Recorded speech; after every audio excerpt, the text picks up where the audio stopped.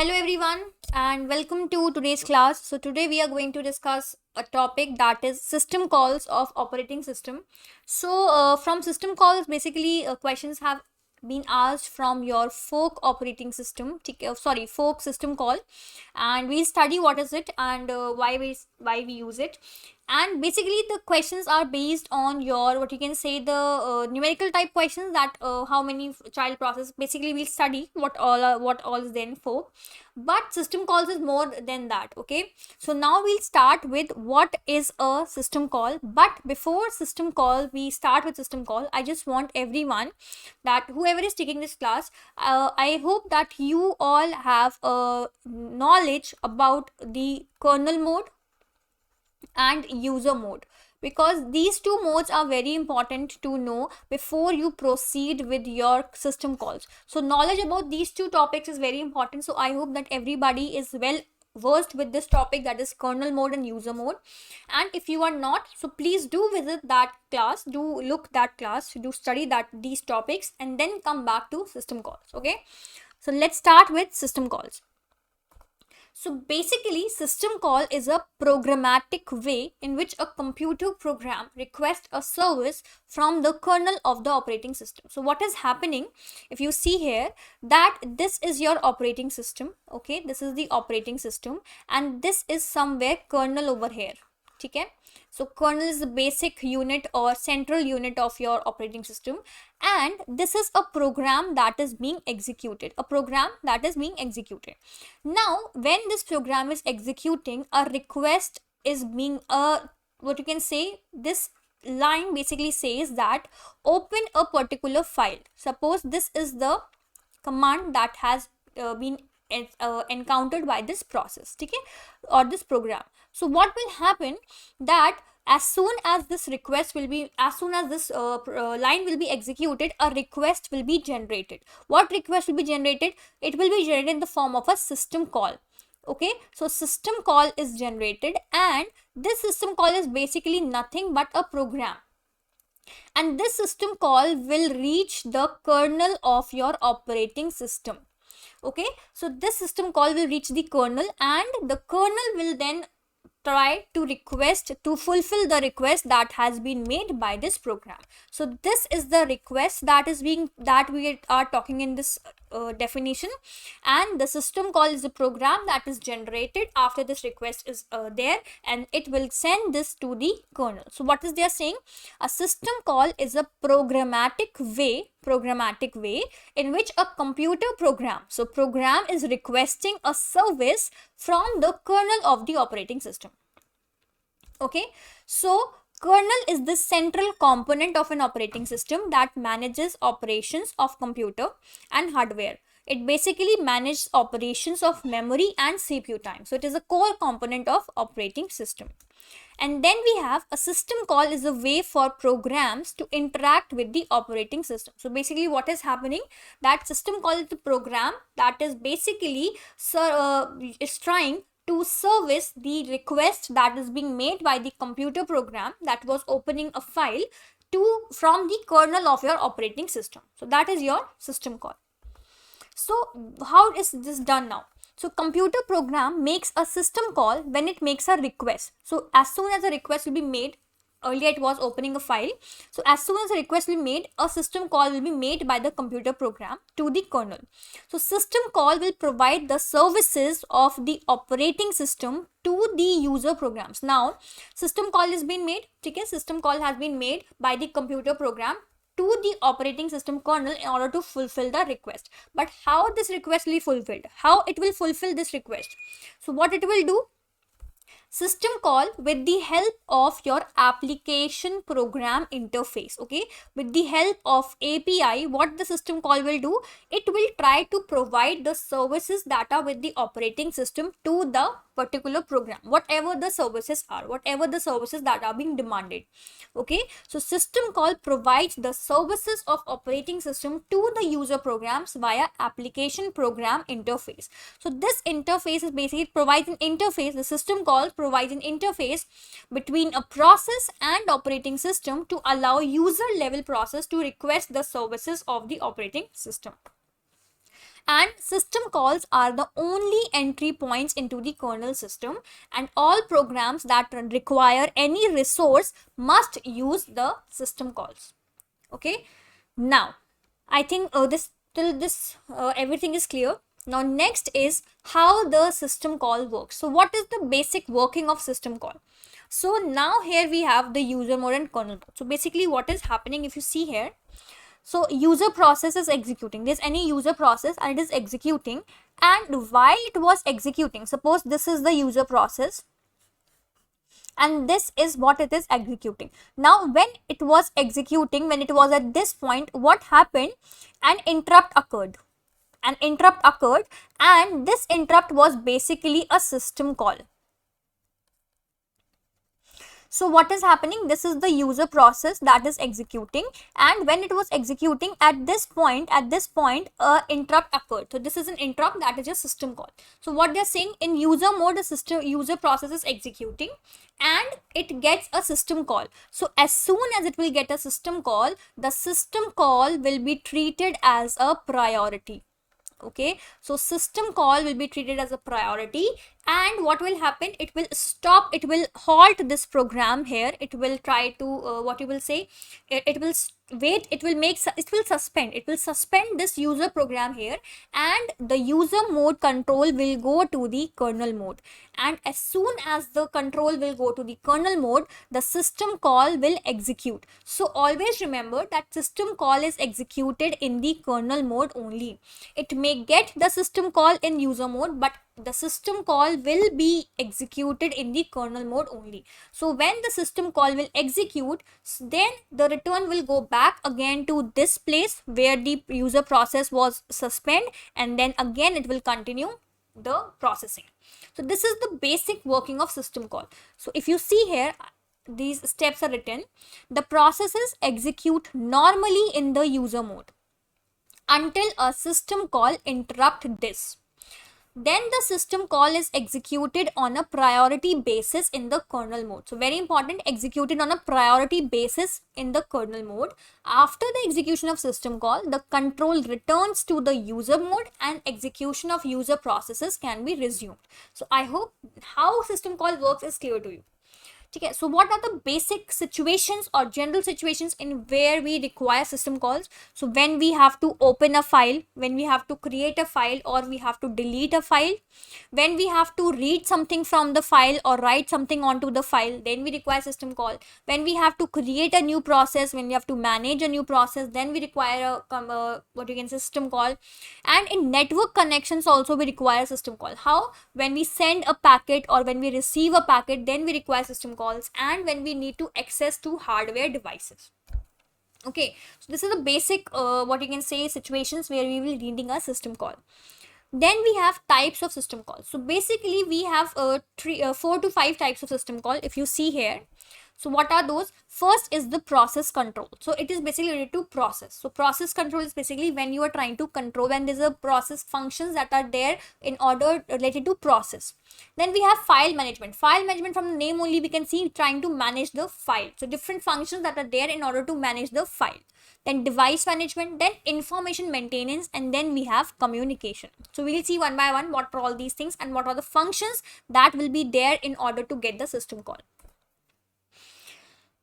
So first we have process control. So this system call performs the task of process creation, process termination. So basic task, okay, that you are creating a process, you are terminating a process. Now these functions are there. Basically these functions will generate. So functions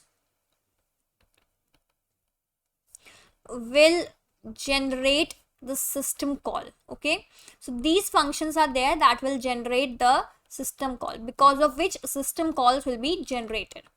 So what are these? So these are basically functions. Okay, and I hope you all know that functions are always with this. Okay, so system calls will always be written with the with the parenthesis. Okay, following a parenthesis. So we have, first we have in process control, we have end and abort. So what is the difference between end and abort? If somebody asks that what is the difference between end and abort, so end is basically something is ending itself. Okay, something is ending itself, and abort is basically you are forcing something to end. This is the two functions of related to process. You are ending a process, you are aborting a process. Aborting is basically you're forcefully doing something. You're forcefully doing, not doing something, but basically forcing the things to end. Okay, then we have load and execute. So load the process, execute the process, create and terminate. So create the process, terminate the process. Wait and sign. So wait is basically when a process is executing and a high priority process comes, so it will be told the other, if suppose P1 is executing, okay, P1 is executing and P2 enters, and this P2 is basically a high priority process. So this P2 is having high priority. So this P2 is having high priority. So because of this high priority, P1 will be tell that please wait. Okay. So when P2 will finish the execution, then the control will go again to P1, and then a signed event will be there. That is signal that okay, now you can wait. Now P2 has executed completely. Now you can wait. And then we have allocate and free memory. So allocate memory is required when we create a process. So whenever you will create a process, obviously a memory will be, certain amount of memory will be required, and free memory is when you try to terminate the process. So this is your terminate. Next we have file management. So basic functions related to file, we have nothing much different. So we have create a file, delete a file, open and close files, read and write, and reposition. Reposition is basically when you try to change the position of file from one place to another. And get and set file attributes. So you have certain attributes of the file and you are trying to retrieve those attributes, or you are trying to set new attributes. These are the basic functions of file management.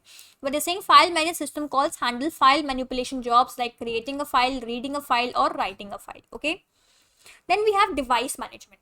So device management is basically when you have to handle your devices. Okay, so devices can be your buffers. So when you have to fetch the information from buffer, you have to read something from buffer, you have to write something onto the buffer. So we have device management. What are the functions? Request and release the device, logically attach or detach the device, or get and set device attributes. Then we have information maintenance. So what is information maintenance? So information maintenance is basically the information, to handle the information that is being transferred between the operating system and the user program. So you can say get or set the time and date. So time and date when what information was sent, so that you can have knowledge about it. Okay? Or when you want to know about the attributes of the process or the device, so when you require the attributes, then you can have get process and device attributes. So information maintenance is basically handling the information that is being transferred, okay, and when it was transferred or how it was transferred between the operating system and the user program. So all the information and all the information related to the transfer of that particular information between operating system and user program. So information maintenance is used for handling the information and how it is transferred, or when it was transferred, that between the operating system and user program. So for that we have get or set time and date, process and device attributes. Then we have communication. Now how come communication system calls में कब help करेगा?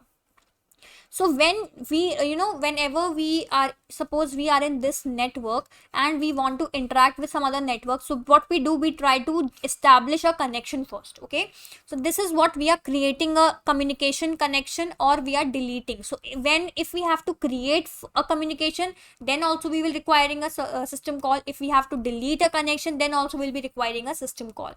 And then we have send or receive message. So when we have to send a packet or a message from one network to another, then also we will be needing a system call. And when we have to receive a packet from one network, then also we will be needing a system call. So this is how in case of communication, this system calls will help. Now some important system calls from the point of view of your syllabus or basic system calls that everyone should know. Wait. So wait, as from the name only we can see, wait is basically telling you that okay, you have to wait now. So what is this saying? So basically it is a situation when a parent is creates a child. Okay, so what they are saying, if you try to see this, that this is a parent process. Okay, I'll write it here, parent, and this is the lines of execution. Okay, now this is executed, this is executed. At this point what happened, that a child process was created. What is created? A child process is created. So now what will happen, the control, now parent will have to wait. So if this, from this point what will happen, the parent will wait. So when, as soon as the child is created, the parent is told that okay, now please wait. Now child will execute, child will execute itself completely. Now when the child execution is completed, child is completely executed, then the control will go again to this point from the parent, and then it will start its execution. So this is basically a wait system call. So in some systems, a process needs to wait for another process to complete its execution. This type of situation occurs when a parent process creates a child process. So this, when a parent process creates a child process, this is a basic system call that is known as fork system call. And the execution of parent process remains suspended until its child process executes. Same, when the child was created over here, the parent was told to wait, that you now have, you are suspended, you have to wait until the child executes completely. So the suspension of parent process automatically, so it will, as soon as the child is created, this wait system call will automatically generate. Okay, so it will automatically occur with the wait system call. When the child process ends execution, the control moves back to the parent process. This is your wait system call. Next we have fork system call. So what is fork? Basically, processes use this system call to create processes that are copy of themselves. Okay, so with the help of this system call, parent processes creates a child process. Okay, and the execution of parent process will be suspended till the child process executes. So which is this one? This system call is basically a wait system call. So you can see that when you will apply wait, so fork will be there, and when you apply fork, wait will be there. So basically this is the wait and fork. Then we have exec. So exec is basically a executable file is running. Okay, it is there in the already process that is already running, and that executable file is replacing the older executable file. So then in that case we have exec. Okay, so when an executable file that is a part of an already running process replaces an older executable file, then we use the system call. However, the original process identifier remains. Why? Because a new process is already running. Okay, since your process is already running and no new process is built, so the original process identifier, that is the process id, will remain as it is, but the stack data, head data, etc., all are replaced by the new process. Only process id will be there of the old process, but all the information related to the process is replaced by the new process. Then we have kill and exit. Now what is the difference between these two system calls? Kill system call is basically used by the operating system in order to send a termination signal. So it is a signal. Kill is basically a signal that is being sent by operating system. It tells the processes that please now you need to exit. Okay, and exit system call is used to terminate the program execution. So what is the difference between kill and exit?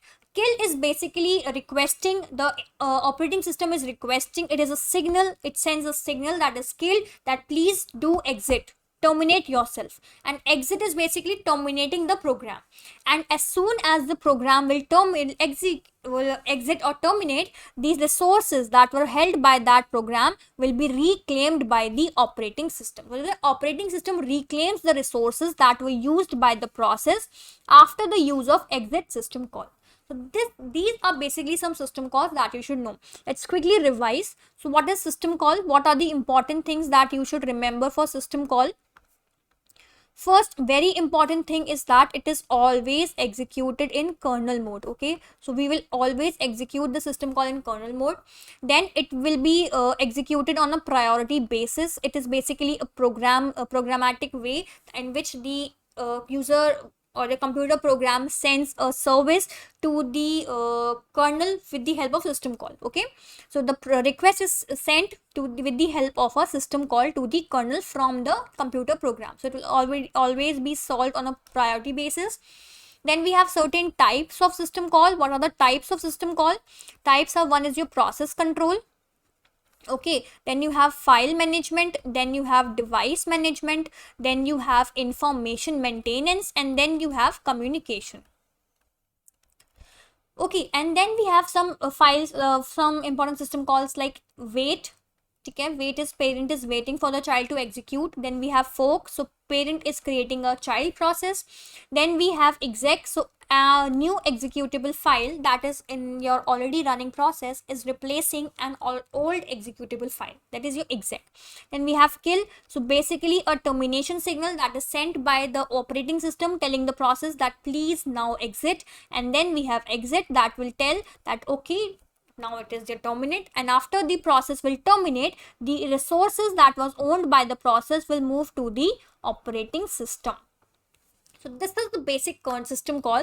Okay, this is nothing more different and nothing more tough. It is very easy. Basic information is required for your exam point of view, and I hope that this information will help you in solving all your doubts related to system call. Okay, and if you have any doubt, please do ask. And rest is nothing more is there, and whatever else we have, we'll see to it, and we'll see that what else we can do. So thank you so much. Thank you for watching the class. Thank you so much.